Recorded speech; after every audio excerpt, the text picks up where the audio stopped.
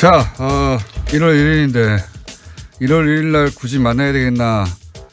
예, 저도 마찬가지. 네, 20여 년간 알아왔던 원정우 대표 1월 1일 날 또 만났습니다.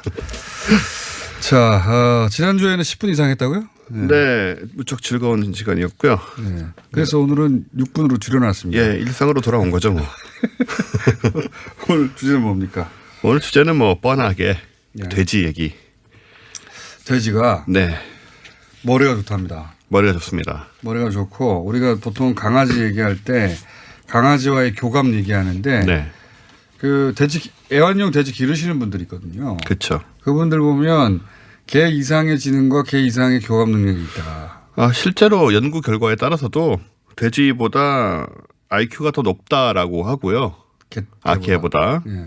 근데 여기 보면 뭐 IQ가 75에서 85 이런 얘기가 있는데 예. 이런 걸 75, 보면은 80은 너무 높. 일부 인간보다 훨씬 높은 느낌이 있잖아요. 일부 인간이 아니라 꽤 많은 인간보다 높은 건데 네네. 그 정도까지는 아닐 것 같고요. 그걸 또 이 IQ를 동물 IQ는 사람 IQ하고 똑같은 관점은 아니고요. 예. 그래서 사람처럼 정말 무슨 뭐 그런 그렇게 머리가 돌아간다는 뜻은 아니고 단지 다른 동물에 비해서 머리가 굉장히 좋고 그거는 저도 들었는데 네네. 예. 이게 그 개를 이제 뭐 물론 저 개마다 다릅니다만 개체마다 종마다도 다르고 머리가 좋은 강아지들은 뭐 인간의 3, 4세 유아 그렇다고 하죠. 정도의 지능을 가지고 있다. 돼지도 그런 정도. 네. 네. 대단한 거거든요, 사실. 대단한 거죠. 그리고 사실 우리가 감정 표현을 다 하는 거니까 그 정도면. 다 하는 거죠. 잘 몰랐는데 요즘 과학이 발전하고 또 SNS 같은 걸로 동물들의 행태가 많이 퍼지면서 동물들이 생각보다 똑똑하다는 게 많이 요즘 알려진 것 같아요. 닭도 생각보다 똑똑했어요. 닭도. 네. 닭도 주인을 알아본다는 얘기. 그렇습니다. 네. 뭐 닭머리 이런 얘기 많이들 했는데 네. 물고기도 심지어 그 뭐 2초의 기억력 그랬잖아요. 그것도 사실이 아니고. 네. 그리고 돼지가 더러운 동물로 알려졌는데 인간이 더럽게 키운 것이 그렇습니다. 돼지의 습성 자체는 깨끗하다고. 굉장히. 돼지가 들어온 게 아니고 돼지 우리가 들어온 거고 네. 먼저 좁게 이렇게 키우고 하니까 그렇죠. 이 화장실을 인간도 마찬가지입니다. 그런데 이렇게 가둬놓고 화장실도 안 주고 따로 네. 그러면 결국 그 모습이 될 수밖에 없거든요. 배설물 위에서 자야 되고. 그러니까요. 원래 그 자연 상태에서 돼지는 배설을 정해진 곳에서만 한다고 깨끗한 곳에서 자고. 네. 네. 저 들은 적이 있습니다. 개보다도 더 그런 거를 깔끔하게. 나누는 동물인데 이게 다 생김새 때문에 그래요. 맞아요. 왜 이렇게 얘기하는지 모르겠지만. 생김새 때문에 그래요. 근데 인간이 그렇게 얄팍합니다. 새끼 돼지들, 핑크색 아기 돼지들 정말 귀엽거든요. 귀엽죠. 너무너무 귀엽죠.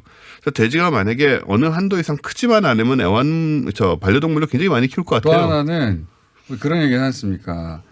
이제 늑대가 어느 순간 사람과 같이 생활하면서 이제 네. 개가 된 것이다라고 설이죠, 설. 그렇죠. 그럴 가능성이 높죠. 굉장히 높죠. 근데 개는 사냥에, 그러니까 소위 고기를 해결할 때 사냥에 동원되는 유용한 동물이었단 말이죠. 그렇죠. 돼지는 그런 목적에는 사용할 수가 없었잖아요. 돼지는 먹기 위해서 예. 키운 동물이니까. 사실 돼지도 원래는 이제 산돼지, 멧돼지가 지금의 집돼지로 변화한 거긴 하죠. 굉장히 오랜 기간을 거쳐서. 근데 이제 그 인간의 그 수렵 채집 활동에 도움이 되는 동물은 아니었기 때문에 그래서 생김새와 더불어 그 뭐 여러 가지 되지 않았나. 편견에 빠져 있는 좀 불쌍한 동물이긴 한데 인간 입장에서 얘기를 하자면 근데 사실은 돼지가 또 뭐가 있냐면 개 이상으로 후각이 좋아요. 송로버섯 찾는 게 되지 그게 않을까. 이제 그 수렵 채집에 쓴다고 말하기엔 너무 국한된 조건이긴 하지만 땅 속에 있는 버섯. 이 송로도 버섯을 찾을 수 있는 게 돼지밖에 없다고 그럽니다. 그러니까 개보다 더 후각이 뛰어난 거죠. 네, 그래서 얘를 이제 이탈리아 같은 데서는 데리고 다니면서 네. 송로버섯을 찾고 네. 혹시 송로버섯을 드셔보신 프랑스에서도 분이 있다면 정치자 여러분 중에 네. 돼지가 찾은 것일 가능성이 거의 100%입니다. 근데 뭐 그렇게 비싼지는 왜 비싼지는 모르겠어요. 땅 속에서 자라는 거 뭐 귀해서. 모르겠어요, 저도. 맛이 먹어본 그렇게 적도 뛰어난 건 뭐 아닌 없고 것 뭐 같은데. 오일 이런 거 한번 한 입 이렇게 찍어 먹어본 적 있는데 돼지라서 돼지에 관련한 여러 가지 팩트들 지금 체크하는 거죠. 예. 돼지가 근데 특이한 점은 뭐냐면 인간하고 신체적으로 굉장히 유사하다는 거예요. 그게 장기 이식이 돼지 쓰이지 않습니까? 예, 장기 이식이고 사실 지금 가장 많이 쓰이는 게 인슐린인데 예. 지금 당뇨병 환자가 쓰고 있는 인슐린 자체가 돼지 췌장에서 분리한 거예요. 이거 돼지를 먹으면 안 될 것 같아요. 자꾸 듣다 보니까. 예, 그래서 이런 식으로 쓰이고 있기 때문에 이제 과거에 그냥 고기를 먹던 것과 달리 지금은 이제 이런 면에서 어떤 특정 환자들이 목숨을 구하는 그런 역할을 실제로 지금 현재 하고 있고 그런 다음에 피부라든가 생리적인 뭐 측면들 기관의 구조 측면이 인간하고 여러 가지로 참 신기할 정도로 비슷하다고 해서 그래서 옛날에 뭐 그 인간 이 완전 말도 안 되는 음모론이지만 그 인간이 만들어진 게 외계인들이 돼지하고 다른 동물을 섞어서 인간을 만들었다 이런 주장도 저는 이런 걸 원체 마이너하긴 하지만 그 정도로 유전적 유사성이 있다. 예 외형적으로도 그렇고 유사성이 외형적 돼지하고 인간하고 외형적 유사성이 얼굴보다 피부죠. 털이 피부. 짧고 맞습니다. 살이 거의 없고 예. 그래서 피부 같은 경우도 굉장히 인간하고 비슷해요.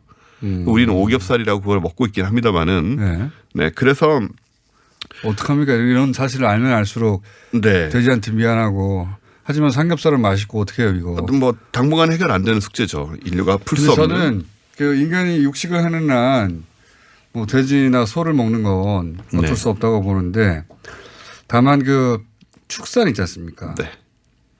특히 이제 대량 그렇습니다. 축사에서 왜 그 평생 동안 거의 움직이지 못할 정도로 돼지를 우리에 갈아가지고 그렇죠. 키우는 거 있잖아요. 공장형으로. 그래서 깨끗한 동물인데 더럽게 살아야 되고 네. 그거만 좀 해결했으면 좋겠다. 그게 사실 전 세계적인 이슈긴 한데 네. 돼지뿐만 아니고 이게 너무나 많이 사람들이 먹고 있다 보니까 그런 식으로 확장되기가 굉장히 어려운 측면이 아직 산업적으로는 있을 거예요. 그 가격이 올라가겠죠. 가격이 올라가죠. 대신 네. 예, 만약에 그렇게 그 방사하거나 일정 공간 이상 크기를 지어주거나 하면 근데 사람이 고기를 먹지 않을 수 없는 동물이고 잡식성으로서 그거는 이제 공장장님이 특히 그러시죠. 고기를 안 먹고 사는 사람도 있긴 하니까. 아예 안 먹는 사람도 있긴 하지만 네. 대체적으로 양의 문제 먹잖아요. 그러니까 먹긴 먹되 동물 복지 차원에서 그 동물들이 자기 뭐랄까요 최소한의 복지를 누리고 사는 그런 방식으로 예. 추가하고 키우고 축산하고 했으면 좋겠다는 생각은 들어요. 그렇습니다. 그래서 사실 뭐 그런 결론은 아니었지만 지금 어차피 시간 다 끝났으니까 해가 바뀔 때마다 동물이 나오는데 그 동물의 복지에 대해 생각해보자. 그런 결론으로 끝내는 걸로. 네, 매년. 쓸데없는 결론이었습니다. 원종우 씨였습니다. 내일 뵙겠습니다. 안녕.